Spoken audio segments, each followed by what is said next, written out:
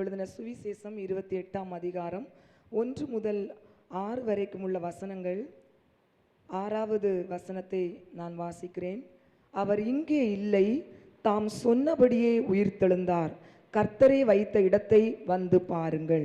இயேசு இங்கே இல்லை, அவர் சொன்னபடியே உயிர்த்தெழுந்தார். ஹல்லேலூயா. கடந்த ஞாயிற்றுக்கிழமை ஈஸ்டர் பண்டிகையாக நீங்கள் ஒவ்வொருவரும் ஈஸ்டர் தினத்தை அனுசரித்து கொண்டாடினீர்கள். ஆமேன், ஹல்லேலூயா. இயேசு கிறிஸ்துவின் உயிர்த்தெழுதலை நாம் எல்லோரும் கடந்த ஞாயிற்றுக்கிழமை தியானித்து கொண்டாடினோம். ஆமேன், ஹல்லேலூயா. ஆனாலும் எனக்கு ஒரு ஆசை, என்னுடைய பங்கிற்கு எவ்வளவுதான் நீங்கள் தியானித்தாலும் இந்த பிரேயர் காலிலிருந்து உயிர்த்தெழுதலின் ஆசீர்வாதத்தை குறித்து தியானிக்க வேண்டும் என்கிற ஒரு ஆசை இருந்தது நிமித்தம் உங்களுக்காக உயிர்த்தெழுதலை குறித்து ஒரு சில வார்த்தைகளை வேதத்திலிருந்து தியானித்து கொண்டு வந்திருக்கிறேன். நிச்சயமாய் கர்த்தர் நம்மை ஆசீர்வதிப்பாராக. ஹல்லேலூயா. கிறிஸ்தவர்கள் சந்தோஷமாக கொண்டாடுகிற பண்டிகைகளிலே மிகவும் முக்கியமான பண்டிகை ஒன்று கிறிஸ்மஸ் பண்டிகை, 2வது ஈஸ்டர். பண்டிகை நாட்களிலே சில கிறிஸ்தவர்கள் சிறப்பு பட்டிமன்றம் வைத்து கிறிஸ்தவர்களுக்கு மிகவும் சந்தோஷத்தை கொடுப்பது கிறிஸ்மஸ் பண்டிகையா அல்லது ஈஸ்டர் பண்டிகையா என்று தலைப்பை கொடுத்து மிகவும் காரசாரமாக 2 அணியிலிருந்தும் பேசுவார்கள். நடுவர் அருமையாக அழகாக கேட்டுக்கொண்டிருந்து கடைசியாக அவர் தீர்ப்பு கொடுப்பார். கிறிஸ்தவர்களுக்கு கிறிஸ்மஸ் இல்லாமல் ஈஸ்டரும் இல்லை, ஈஸ்டர் இல்லாமல் கிறிஸ்மஸும் இல்லை என்று தீர்ப்பு கொடுப்பார். அதாவது கிறிஸ்து பிறப்பு இல்லாமல் உயிர்த்தெழுதலும் இல்லை, உயிர்த்தெழுதல் இல்லாமல் கிறிஸ்து பிறப்பும் இல்லை என்று. ஹல்லேலூயா. நிச்சயமாக உயிர்த்தெழுதல் இல்லாத ஒரு கிறிஸ்து பிறப்பு இல்லை. கிறிஸ்தவர்களுக்கு மிகவும் ஒரு அஸ்திபாரமாகவும் ஒரு நாடி துடிப்பாகவும் இருப்பது இயேசு கிறிஸ்துவின் உயிர்த்தெழுதல். ஹல்லேலூயா. இயேசு கிறிஸ்துவின் உயிர்த்தெழுதலை குறித்து சரித்திரமும் இன்று சான்று பகரதான் செய்கிறது, வேதமும் சாட்சியாக தான் இருக்கிறது. சரித்திர ஆசிரியர்களும் இயேசு கிறிஸ்துவின் உயிர்த்தெழுதலை குறித்து சாட்சி பகரதான் செய்கிறார்கள். ஹல்லேலூயா, ஹல்லேலூயா. இயேசு கிறிஸ்து உயிரோடு எழுந்தார், அவர் இன்றைக்கும் உயிரோடு ஜீவித்திருக்கிறார். ஆமென். நாம் ஆராதிக்கிற தேவன் உயிரோடு எழுந்தவர், இன்றைக்கும் உயிரோடு ஜீவித்திருக்கிறவராய் இருக்கிறார். ஹல்லேலூயா. நாம் ஜீவனுள்ள தேவனை, உயிரோடு எழுந்த தேவனை ஆராதித்துக் கொண்டிருக்கிறோம். வெளிப்படுத்தின விசேஷம் 1ஆம் அதிகாரம் 18ஆம் வசனம் சொல்லுகிறது, மரித்தேன் ஆனாலும் இதோ சதா காலங்களிலும் நான் உயிரோடு இருக்கிறேன் என்று. ஹல்லேலூயா. மரித்தேன் ஆனாலும் இதோ சதா காலங்களிலும் நான் உயிரோடு இருக்கிறேன் என்று நமக்கு தேவாதி தேவன் வாக்குரைக்கிறார். ஹல்லேலூயா. 2000 வருடங்களுக்கு முன்பாக இயேசு கிறிஸ்து சிலுவையிலே மரித்து கல்லறையிலே அடக்கம் பண்ணப்படுகிறார். அந்த கல்லறையிலே அடக்கம் பண்ணப்பட்ட இயேசு கிறிஸ்துவை 3வது நாள் சில ஸ்திரீகள் தேடி சென்று அவருடைய சரீரத்தை பார்க்கும்படியாக அதிகாலை வேளையில் செல்லுகிறார்கள். பார்த்தவர்களுக்கு பெரும் அதிர்ச்சி. ஏனென்றால் கல்லறை திறக்கப்பட்டிருக்கிறது. கல்லறை ஏன் திறந்தது? ஏனென்றால் அடக்கம் பண்ணப்பட்ட இயேசு உயிரோடு எழும்பிவிட்டது நிமித்தம் கல்லறை திறக்கப்பட்டது. ஹல்லேலூயா. கல்லறையின் கல் புரட்டப்பட்ட அந்த கல்லிலே ஒரு தேவதூதன் அமர்ந்து உட்கார்ந்து ஸ்திரீகளை பார்த்து சொல்லுகிறார், நீங்கள் யாரை தேடுகிறீர்கள் என்று எனக்கு தெரியும், ஆனால் நீங்கள் தேடுகிறவர் இங்கு இல்லை, அவர் சொன்னபடியே உயிர்த்தெழுந்தார் என்று அவர்கள் இயேசு கிறிஸ்து உயிர்த்தெழுந்த செய்தியை மரியாளுக்கும், வேதம் சொல்லுகிறது மற்ற மரியாளுக்கும் தேவதூதன் அறிவிக்கிறார். ஹல்லேலூயா.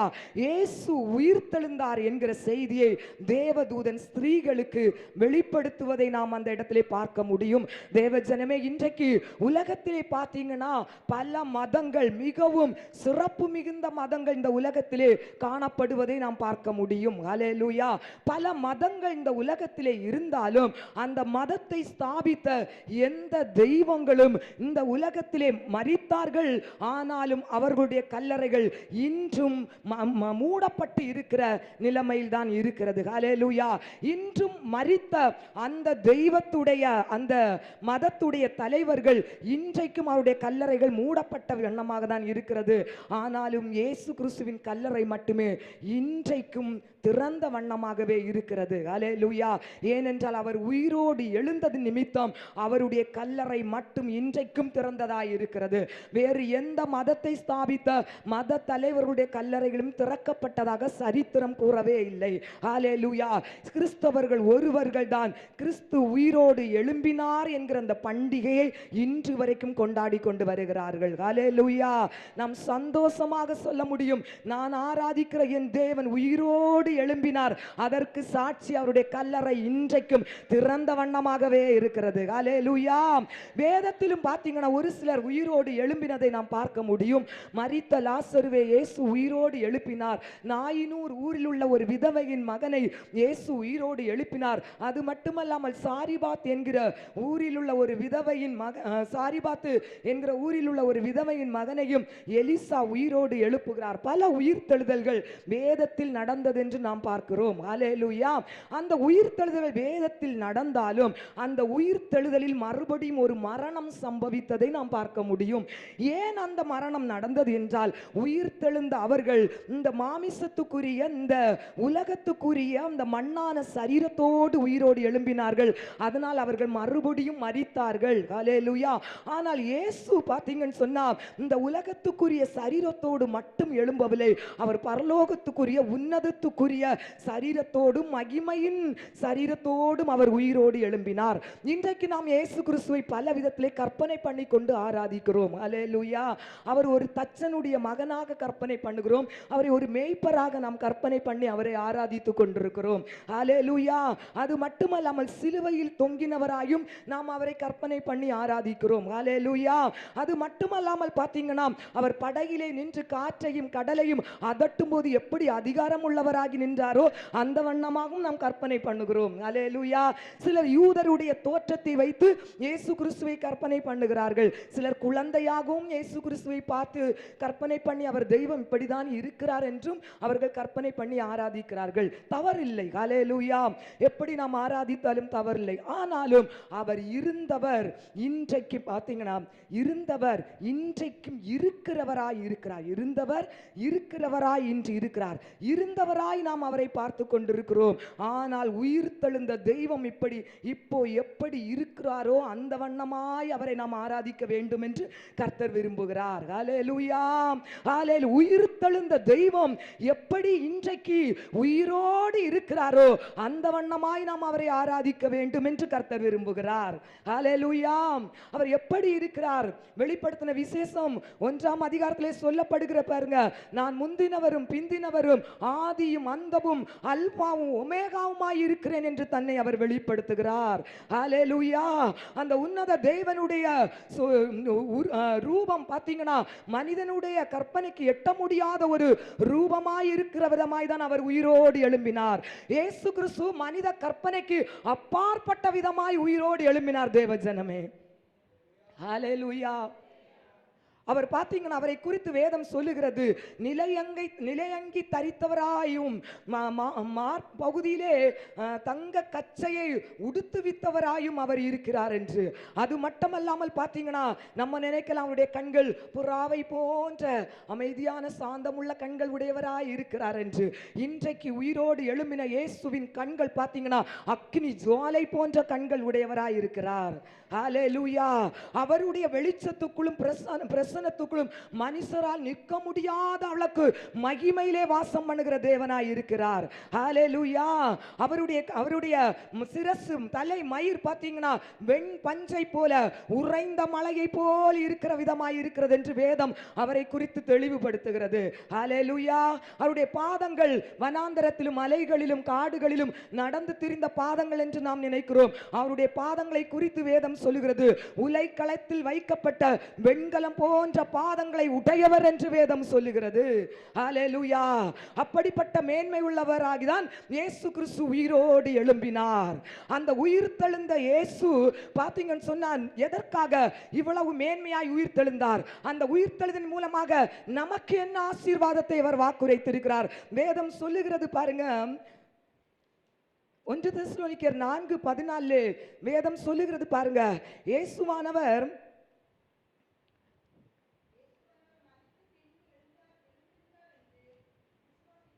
இயேசுவானவர் மரித்து பின்பு எழுந்திருந்தார் என்று விசுவாசிக்கிறோமா? ஹல்லேலூயா.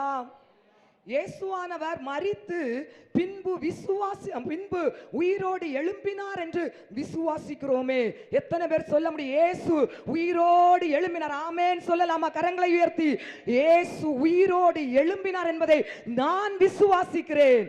விசுவாசிக்கிறவர்களுக்கு என்ன ஆசீர்வாதத்தை அவருடைய உயிர்த்தெழுதல் மூலமாக தருகிறார் என்று வேதம் சொல்லுகிறது பாருங்க. அடுத்து படிக்கலாம். அப்படியே இயேசுக்குள் நித்திரை அடைந்தவர்களையும் தேவன் அவரோட கூட கொண்டு பரலோகத்துக்கு வருவார். கரங்களை தட்டி நாம் கர்த்தரை மகிமைப்படுத்தலாமா?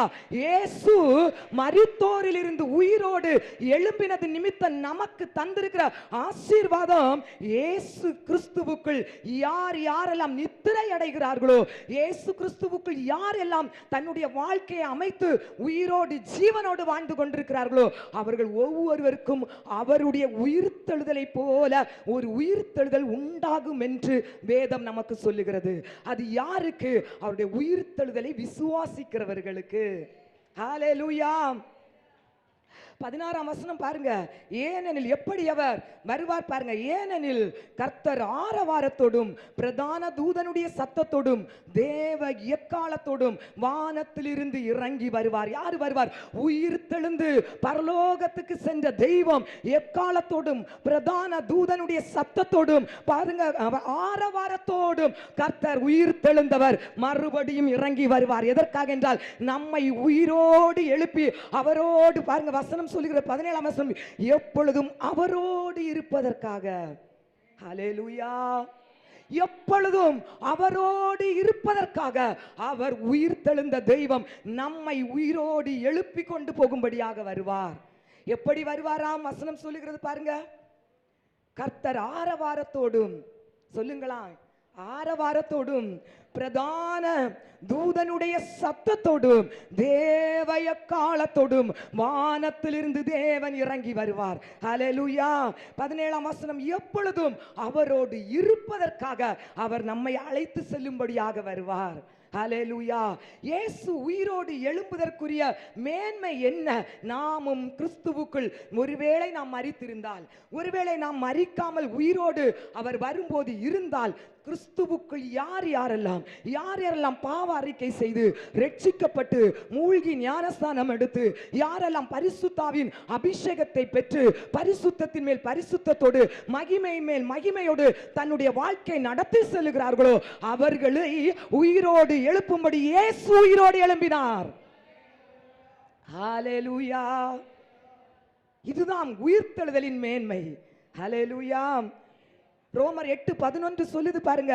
கிறிஸ்து உயிர்த்தெழுந்தவர்களின் முதல் பலனாகி மனுக்குலத்துக்கு உயிர்த்தெழுதலின் நம்பிக்கையை கொடுத்தார். கிறிஸ்துவை மரித்தோரிலிருந்து எழுப்பினவருடைய வல்லமை உங்களுக்குள்ளே வாசமாயிருக்கும் என்றால் சாவுக்கு ஏதுவான உங்களுடைய சரீரத்தையும் அவர் உயிர்ப்பிப்பார்.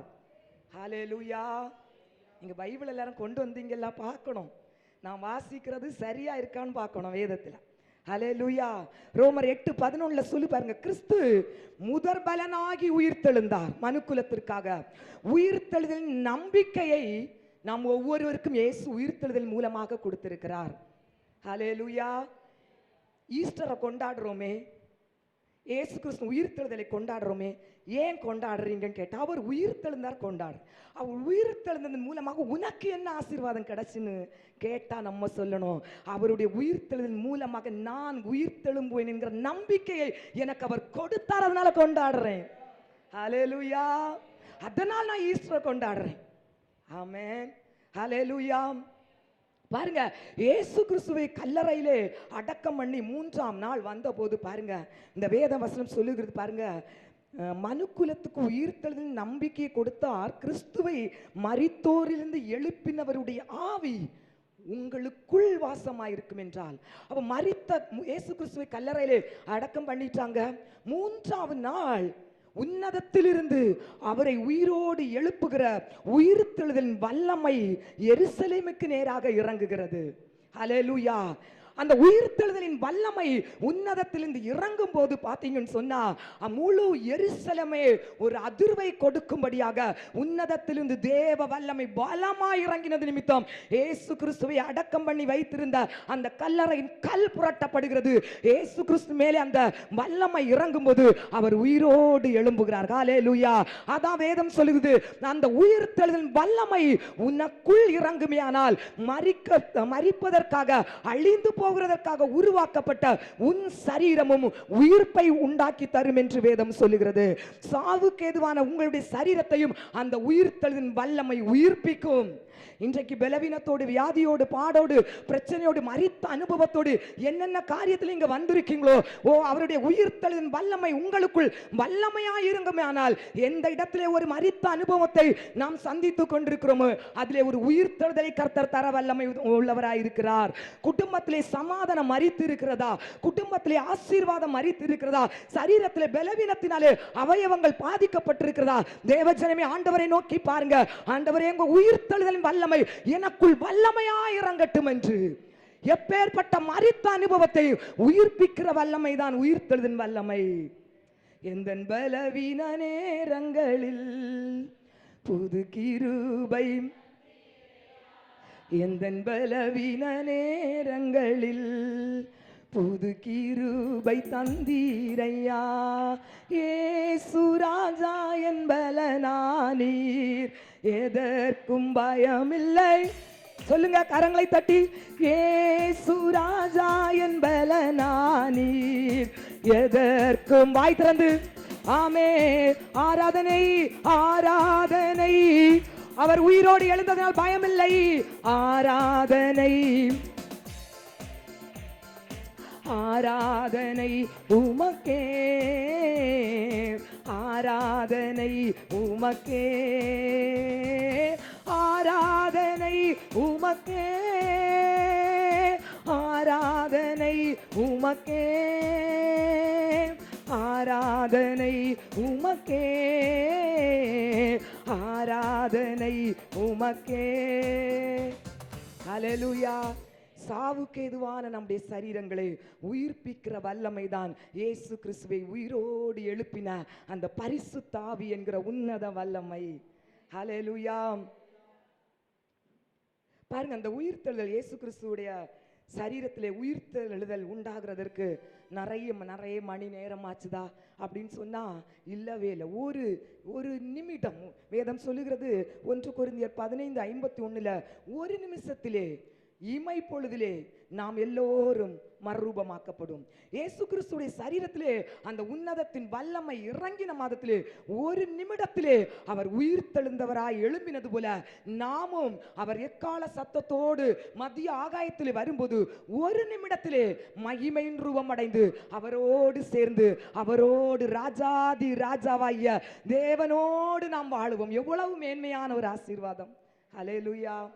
நமக்கு சந்தோஷமே இல்லை. ஹல்லேலூயா. நான் இன்னைக்கு படுற பாடே பெரும்பாடா இருக்கு. நாளைக்கு போய் அவரோட நான் வாழ்ந்துறேன், என்னத்தை சாதிக்க போறேன்னு நம்ம நினைக்கிறோம். அப்படியா? இக்காலத்து பாடுகள் சொல்லுங்களேன், இக்காலத்து பாடுகள் வரப்போகும் மகிமைக்கு ஒப்பானவைகள் அல்லவே. ஹல்லேலூயா. ஒரு மகிமையான ஆசீர்வாதத்தை கர்த்தர் நமக்கு வைத்திருக்கிறார். அதான் பிதாவாகிய தேவனோடு என்றென்றைக்கும் வாழும்படியான ஒரு ஆசீர்வாதம். ஹல்லேலூயா. கரங்களை தட்டி பிதாவாகிய தேவனை நாம் மகிமைப்படுத்துவோமா? ஹல்லேலூயா.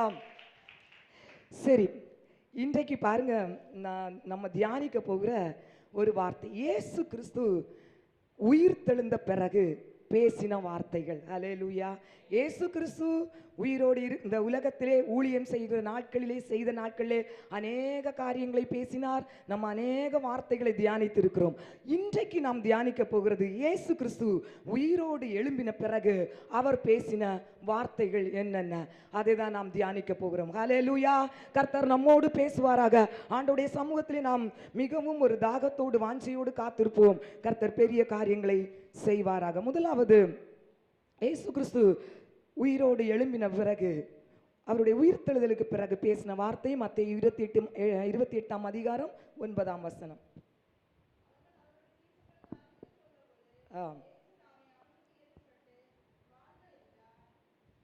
ஆமென். ஹல்லேலூயா.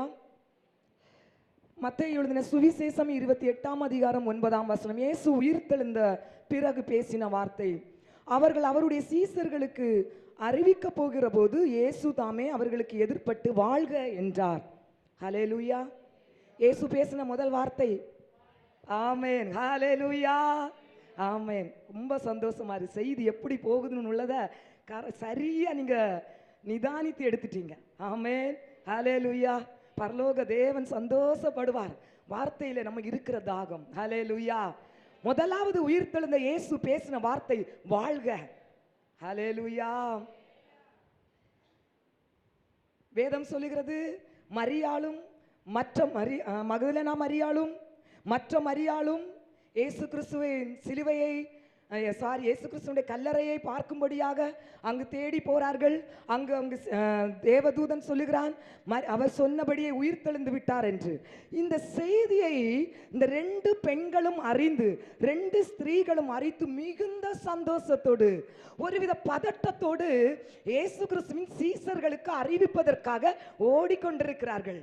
அந்த நேரத்தில் தான் இயேசு அவர்களுக்கு உயிர்த்தெழுந்தவராய் தரிசனமாகி அவர்களை பார்த்து சொல்லுகிறார் உங்களுக்கு வாழ்க என்று.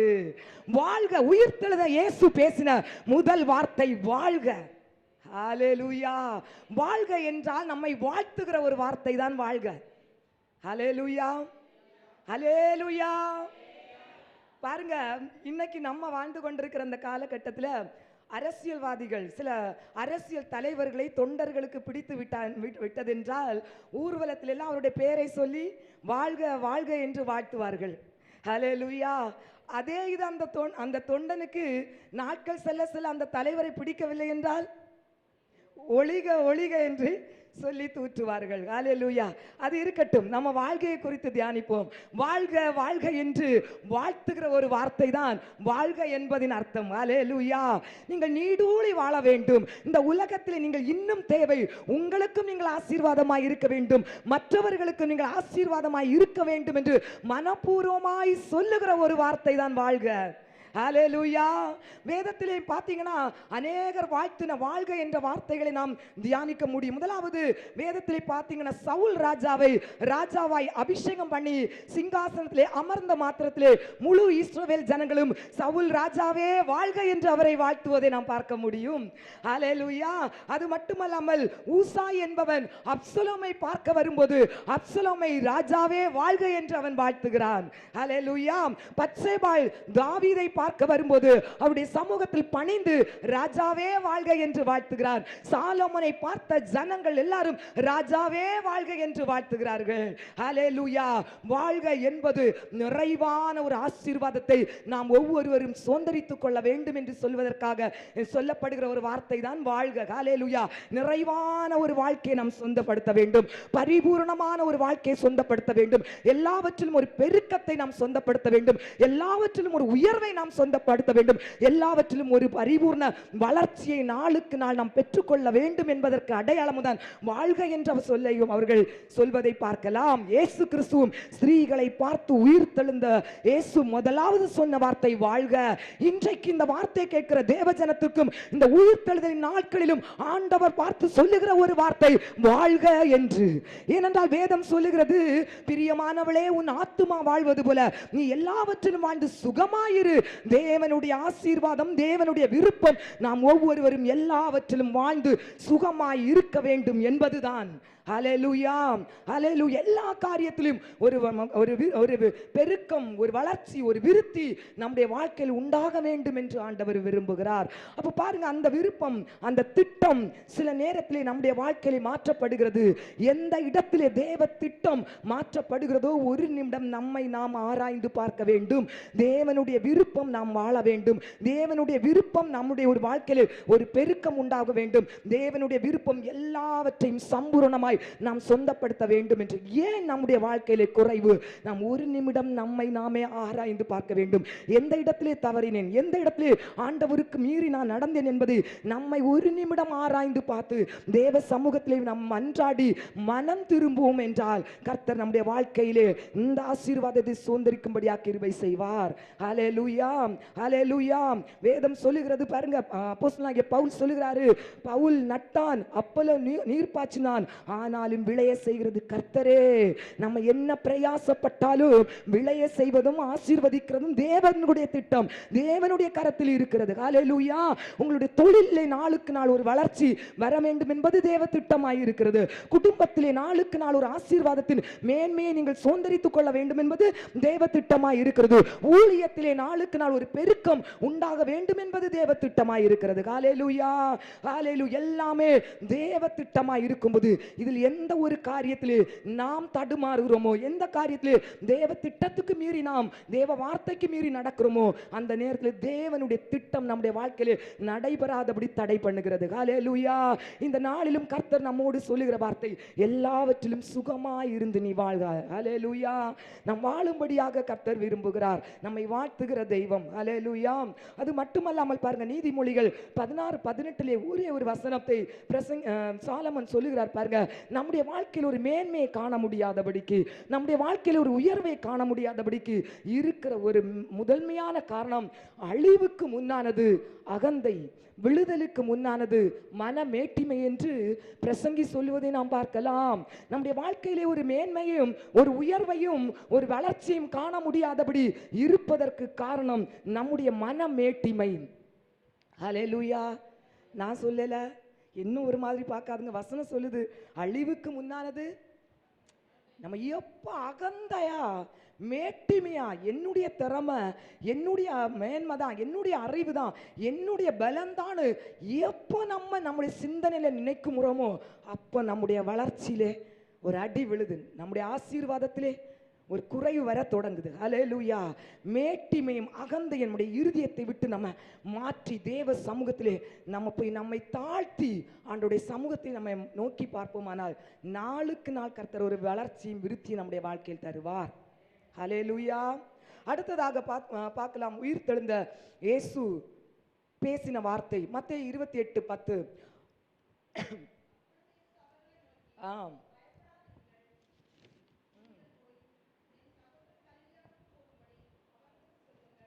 ஆமென். ஹல்லேலூயா.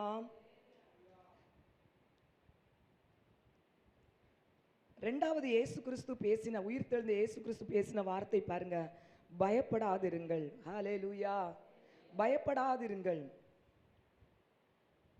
பாருங்க, ஒரு ஊழியக்காரர் ஒரு 40 நாள் உபவாசம் பண்ணி ஆண்டவருடைய சமூகத்திலே ஜெபித்து கொண்டிருக்கிறார். அவருக்கு ஒரு ஆசை, சாத்தானுடைய ஆளுக தேசத்தில் அநேக ஆசீர்வாதங்களை தடை பண்ணுகிறது என்று நம்ம சொல்றாங்களே, இந்த சாத்தானை எனக்கு பார்க்கணும், இந்த பிசாசு எப்படி இருப்பான்னு பார்க்கணும். அதற்காக உபவாசம் பண்ணி ஆண்டவருடைய சமூகத்தில் மன்றாடி ஜெபிக்கிறார், ஆண்டவரே இந்த சாத்தானை நாம் பார்க்கணும்.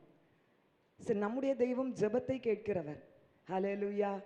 அவருடைய பக்தன் சாத்தானை பார்க்கணும்னு ஆசைப்படுறானே, சரி ஆண்டவர் ஒரு நாள் அவரை ஆவிக்குள்ளாக்கி அவருடைய கண்களை, ஆவிக்குரிய கண்களை திறந்து சாத்தானை ஆண்டவர் காண்பித்து கொடுத்தார்.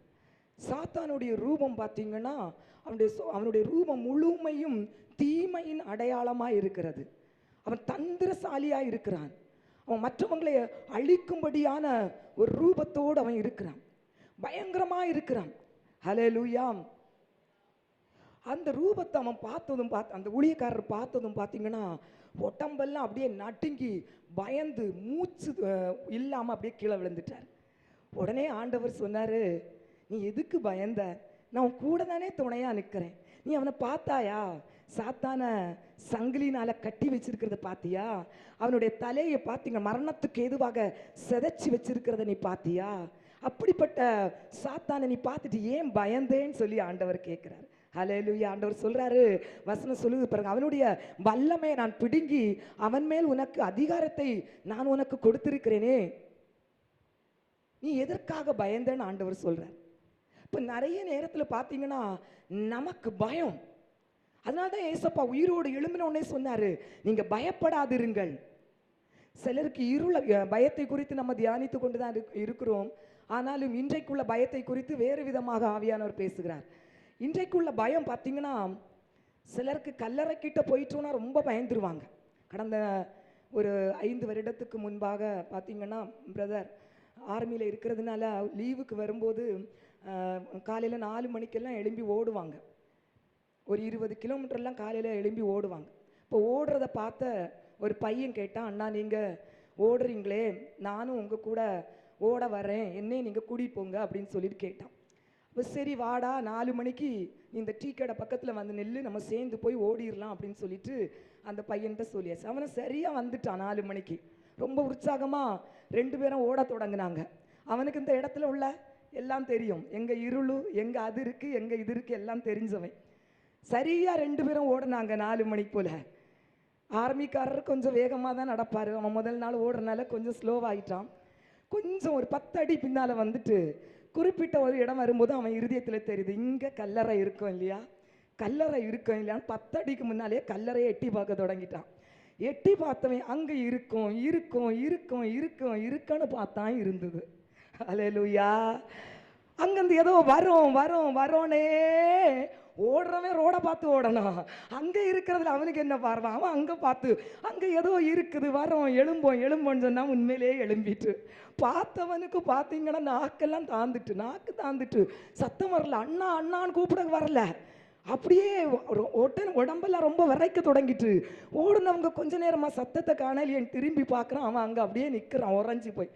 சரி எப்படியோ பேசி தட்டி எடுத்து வீட்டில் கொண்டு போய் 1 வாரமாக காய்ச்சல். எப்படி வர சரியானா நாங்களும் விசாரிக்கலை. ஹல்லேலூயா.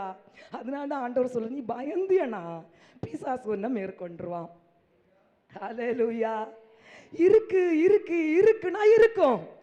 பில்லி சூனியத்தின் வல்லமா பெருசு பெருசு பெருசுனா பெருசுதான். அதான் ஆண்டவர் சொல்ற, நீ பயப்படாத. 1000 பேர் உன் வீட்டில் வந்து சொல்ல, உனக்கு சூனியம் இருக்கு, உனக்கு அவ அதை செஞ்சிருக்கா, உன் வீட்டுக்கு திருஷ்டி இருக்குது, இருக்கலாம், நிச்சயமா உண்டு. ஆனா நம்ம அதை நினைச்சு எனக்கு இருக்கு இருக்கு இருக்குன்னா நம்மளை அழிச்சிரும். ஹல்லேலூயா ஹல்லேலூயா. அதனால ஆண்டவர் சொல்றாரு, நான் உயிர்த்தெழும் போதே பிசாசின் வல்லமையை முழுவதுமாக அழித்து கொண்டுதான் எழுந்திருக்கிறேன். நீ உயிர்த்தெழுதலை விசுவாசித்தாய் என்றால் நீ இப்படிப்பட்ட காரியங்களை குறித்து பயப்பட மாட்டாய். ஹல்லேலூயா ஹல்லேலூயா. ரோமர் 8:15 சொல்லுகிறது பாருங்க, அந்தபடி திரும்பவும் பயப்படுகிறதற்கு நீங்கள் அடிமைத்தனத்தின் ஆவியை பெறாமல் அப்பா பிதாவே என்று கூப்பிட பண்ணுகிற புத்திர சுவிகாரத்தின் ஆவியை பெற்றீர்கள். ஹல்லேலூயா. இயேசு உயிர்த்தெழுதல் மூலமாக நம்ம அடிமைத்தனத்தின் ஆவியில் இருந்து அப்பா பிதாவே என்று கூப்பிடுகிற புத்திர சுவிகார பாக்கியத்திற்குரிய ஆவியை நம்ம பெற்றிருக்கிறதுனால நம்ம எதற்குமே பயப்பட வேண்டிய அவசியம் இல்லை. அதனால தான் இயேசு சொல்றாரு, பயப்படாதிருங்கள். எத்தனை பேர் நமக்கு விரோதமா மாந்திரீகம் செய்யட்டும், எத்தனை பேர் நம்மளை அழிக்கும்படியாக எந்த யாகங்களை செய்யட்டும், எத்தனை பேர் நிர்மூலமாக்க வேண்டும் என்று குழிய தோண்டி விட்டுட்டு காவல் இருக்கட்டும், ஆனாலும் உயிர் தெழுந்த இயேசு சொல்லுகிறார், நீ பயப்படாதே. ஹல்லேலூயா. ஆபிரகாமை முதல் முறையா ஆண்டவர் தரிசிக்கும் போது பேசின வார்த்தை, ஆபிரகாமை நீ பயப்படாதே. ஹல்லேலூயா. ஆண்டவர் உயிர் தெழுந்த இயேசு நமக்கு தந்திருக்கிற நம்பிக்கை, நீ பயப்படாத. ஹல்லேலூயா. பொருளாதாரத்தில் ஒரு குறைவு, நமக்கு பயம் வருது, ஐயோ நான் இதை எப்படி செய்வேன், இது எப்படி ஆகும், பிள்ளைகளுக்கு சரீரத்தில் நமக்கு சரீரத்தில் ஒரு பலவீனம், இது எப்படி ஆகுமோ. ஹல்லேலூயா. இப்படி பல காரியங்களை குறித்த பயம் நம்முடைய வாழ்க்கையில வரும்போது பாருங்க, பயம் நம்முடைய இருதயத்தில் வந்து விட்டால் பாத்தீங்கன்னா நம்முடைய இருதயத்தில் சோர்வு நிறைஞ்சிரும். ஹல்லேலூயா. மன கவலை நம்முடைய இருதயத்தில் ரொம்ப நிறைஞ்சிரும். மன கவலை நம்ம நிறைஞ்சிட்டோம், இருதயத்தில் நிறைஞ்சிட்டோம்னா விசுவாசம் நம்மை விட்டு கொஞ்சம் கொஞ்சமா போயிடும். ஹல்லேலூயா. விசுவாசம் போயிட்டுன்னு சொன்னா எந்த ஒரு ஆசீர்வாதத்தையும் நம்ம ஆண்டோடைய சமூகத்திலிருந்து பெற்றுக்கொள்ளவே முடியாது. ஏன்னா பிசாசு மேற்கொண்டுருவான். நம்ம கிட்ட எந்த சூழ்நிலையிலும் பயமுறுத்துகிற ஒரு காரியம் வரும்போது நம்ம விசுவாசத்தோட அதை ஜெயிக்கணும்னு சொன்னா முதலாவது நம்மகிட்ட இருக்கிற பயத்தை எடுத்து மாற்றணும். ஹல்லேலூயா ஹல்லேலூயா. என்ன பயம் வந்தாலும் பாருங்க, வெளிப்படுத்தின விசேஷத்துல சொல்லுது, பயம் நார்மலா சாதாரணமா எல்லாருக்கும் இருக்கிற ஒரு சாதாரண ஒரு உணர்வு தானே நம்ம நினைக்கலாம். நானும் நினைப்பேன், பயம் வருது, நம்ம என்ன செய்ய முடியும், பயப்படக்கூடாது நான் நினைக்கிறேன், பயம் வருது. ஆனா வேதம் சொல்லுகிறது, பயப்படுகிறவர்கள் பரலோக ராஜ்யத்துக்கு போக முடியாது. அப்ப இந்த பயம் நம்ம விட்டு மாறணும். ஹல்லேலூயா. அதுக்கு தான் இயேசு நமக்காக உயிரோடு எழும்பி இருக்கிறார். அந்த நம்பிக்கை நமக்குள்ள இருந்துன்னு சொன்னா நம்ம எந்த சூழ்நிலையிலும் தைரியமா இருப்போம். அந்த தைரியம் நம்மளை விசுவாசத்துல பலப்படுத்தும். அந்த விசுவாசம் நம்மளை ஜெயிக்கிற ஒரு காரியத்தை ஆசீர்வாதமா சொந்தப்படுத்தும். ஹல்லேலூயா. விசுவாசம் ஜெயிக்கும். ஆமென். ஹல்லேலூயா. பாருங்க, யோவானை பார்த்து ஆண்டவர் சொல்றாரு, நான் முந்தினவரும் பிந்தினவரும் உயிர் உள்ளவராய் இருக்கிறேன் என்று யோவானை பார்த்து சொல்லுகிறார். யோவானே, நீ பயப்படாத. பத்மு தீவில மனிதர்கள் எல்லாம் இல்லாத ஒரு தீவில கொண்டு நாடு கடத்திட்டாங்க யோவான.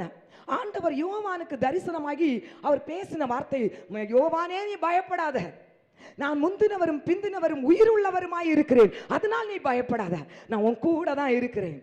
எந்த தனிமையின் சூழ்நிலையிலும், மற்றவர்களால் கைவிடப்பட்ட சூழ்நிலையிலும், பயப்படுகிற சூழ்நிலையிலும் கர்த்தர் என்னோடு இருக்கிறார் என்கிற நம்பிக்கை தான் நாம் இந்த உலகத்தை ஜெயிக்கிற ஜெயமாய் இருக்கிறது.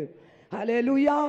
தனிமையிலே, சோர்விலே, கைவிடப்பட்ட நிலைமையில, குறைவிலே, அந்த நேரத்தில் எல்லாம் என் மீட்பர் உயிரோடு இருக்கிறார் என்கிற விசுவாசம் நமக்குள் இருக்க வேண்டும். அதை யோபு பக்தன் சொல்லுகிறான், என் மீட்பர் உயிரோடு இருக்கிறார் என்று.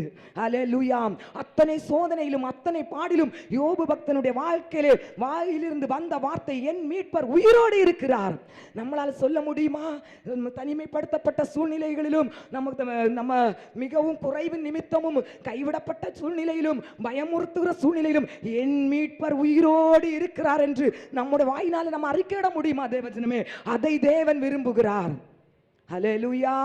நம் ஆண்டவர் உயிரோடு இருக்கிறபடியால் இயேசு கிறிஸ்து உயிர் தெழுந்த இரண்டாவது வார்த்தையாக சொல்லுகிறார், இனி நீங்க பயப்பட வேண்டிய அவசியமில்லை. ஏனென்றால் மரணத்துக்கும் பாதாளத்துக்கும் உரிய திறவுகளை நான் என்னுடைய கரத்திலே வைத்திருக்கிறபடியால் எந்த காரியத்தை குறித்து நீங்க பயப்பட வேண்டாம் என்று கர்த்தர் உரைக்கிறார். ஹல்லேலூயா. அடுத்ததாக பாருங்க, இயேசு கிறிஸ்து உயிர் தெழுந்து பேசின மூன்றாவது வார்த்தை யோவான் எழுதின சுவிசேஷம் 20ஆம் அதிகாரம் 19ஆம் வசனம்.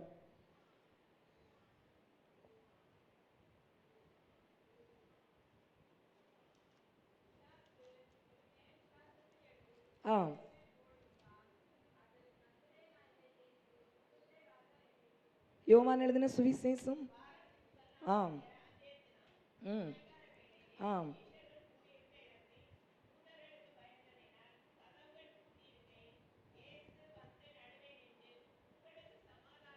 ஹல்லேலூயா. மூன்றாவதாக இயேசு உயிரோடு எழும்பின பிறகு பேசின வார்த்தை, உங்களுக்கு சமாதானம். ஹல்லேலூயா. சத்தமா சபை எல்லாம் சொல்லாம, இயேசு உயிரோடு எழும்பின உடனே பேசின முதல் வார்த்தை ஹல்லேலூயா, வாழ்க. இரண்டாவது, பயப்படாதிருங்கள், பயப்படாதே. ஹல்லேலூயா. மூன்றாவது, இயேசு உயிரோடு எழும்பினவுடன் பேசின வார்த்தை, உங்களுக்கு சமாதானம். இந்த உலகத்துல பாத்தீங்கன்னு சொன்னா, பணம் பலம் உள்ளவங்களுக்கும் பொருளாதார குறைவில் இருக்கிறவர்களுக்கும் எல்லாருக்கும் மிகவும் தேவையான ஒன்று சமாதானம்.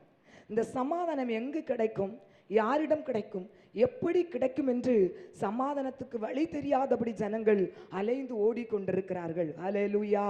இந்த வேலை எனக்கு கிடைத்தால் ஒரு சமாதானம் கிடைக்கும், இந்த காரியத்திலே ஒரு வெற்றியை நான் பெற்றுவிட்டால் சமாதானம் கிடைக்கும் என்று நிறைய நேரத்திலே அப்படிப்பட்ட காரியங்களை நாம் சொந்தப்படுத்த வேண்டும் என்று தவறான வழிகளிலே முயற்சி செய்கிறோம்.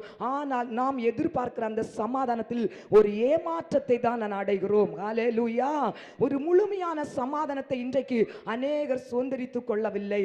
அதனால் தான் உயிர் தெழுந்த இயேசு சொல்லுகிறார், உங்களுக்கு சமாதானம். ஹல்லேலூயா.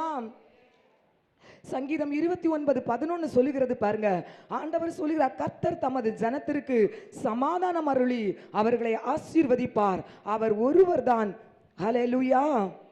அவர் ஒருவர் தான் பாருங்க நிரந்தர சமாதானத்தை நம்மளால் தர முடியும். ஆமென். ஹல்லேலூயா. கர்த்தர் தமது ஜனத்திற்கு சமாதானம் அருளி அவர்களை ஆசீர்வதிப்பார். ஆமென். இந்த உலகத்துக்குரிய எந்த காரியங்களும் நமக்கு சமாதானத்தை தர முடியாது. நம்ம ஏமாந்து தான் போயிருப்போம். ஆனால் ஆண்டவர் தருகிற சமாதானம் தான் நமக்கு நிரந்தரமான ஒரு சமாதானமாய் இருக்கும். அல்லேலூயா. சமாதானம்னா என்ன பாருங்க, ஒரு ஆத்தும அமைதி தான் சமாதானம். ஒரு இருதயத்துல எத்தனை பாடுகள் பிரச்சனைகள் இருந்தாலும் ஒரு இருதயத்துல இனம் புரியாத ஒரு சமாதானத்தை நம்ம சொந்தப்படுத்துறோம் பாருங்க, அதுதான் ஆண்டவர் தருகிற சமாதானம்.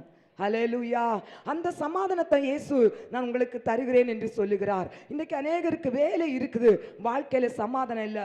குடும்பம் இருக்குது, குடும்பத்தின் மூலமாக ஒரு சமாதானத்தை பெற்றுக்கொள்ள முடியவில்லை. பெற்றோர்கள் இருக்கிறார்கள், பெற்றோர்கள் மூலமாக ஒரு சமாதானத்தை பெற்றுக்கொள்ள முடியவில்லை. ஆஸ்தி அந்தஸ்து ஆள்பலன் எல்லாம் இருக்குது, சமாதானம் இல்லை. அதனால் இயேசு சொல்ற, என்னுடைய சமாதானத்தை உனக்கு நான் தருகிறேன். உலகம் கொடுக்கிற பிரகாரமாய் நான் உனக்கு கொடுப்பதில்லை. உன் இருதயம் கலங்காமலும் பயப்பட இருப்பதாக என்று உயிர்த்தெழுந்த இயேசு இன்றைக்கு நம்மோடு பேசுகிற மூன்றாவது வார்த்தை, உங்களுக்கு சமாதானம். தேவஜனமே, இன்றைக்கு ஒருவேளை நீங்க அந்த சமாதானத்தை சுதந்திரிக்காதவர்களாய் இந்த இடத்திலே வந்திருக்கலாம். அல்லேலூயா. எல்லாம் என்னுடைய வாழ்க்கையில இருக்குது, ஆனா என் ஆத்துமாவுக்குள்ளே ஒரு நிரந்தரமான அமைதி என்னிடம் இல்லை. அல்லேலூயா. எதை குறித்தாலும் ஒரு பயம், ஒரு கலக்கம், என்ன ஆகுமோ என்கிற ஒரு எண்ணத்தோடு நான் இருக்கிறேன் என்று நீங்க இந்த இடத்துல வந்திருக்கீங்களா? உங்களுக்காக தான் ஆண்டவர் சொல்லுகிறார், உங்களுக்கு சமாதானம் என்று. ஹல்லேலூயா. ஹல்லேலூயா. உயிர்த்தெழுந்த இயேசு நமக்கு தருகிற வார்த்தை, உங்களுக்கு சமாதானம் என்று. ஹல்லேலூயா. இந்த வார்த்தையை நாம் சொந்தப்படுத்திக் கொள்ளுவோம். இந்த ஈஸ்டர் நாளிலும், இந்த இயேசு கிறிஸ்து உயிரோடு எழும்பின உயிர்த்தெழுந்த நாளிலும் நாம் இந்த மூன்று இயேசு கிறிஸ்து பேசின வார்த்தைகளின் மூலமாக உண்டான ஆசீர்வாதத்தை சொந்தரித்துக் கொள்வோம். ஹல்லேலூயா. முதலாவது, நாம் எல்லாவற்றிலும் வாழ்ந்து சுகமாய் இருக்கும்படியாக இயேசு உயிரோடு எழும்பினார். இரண்டாவதாக, இயேசு எதற்காக உயிரோடு எழும்பினார் சொல்லுங்க பார்க்கலாம். ஹல்லேலூயா.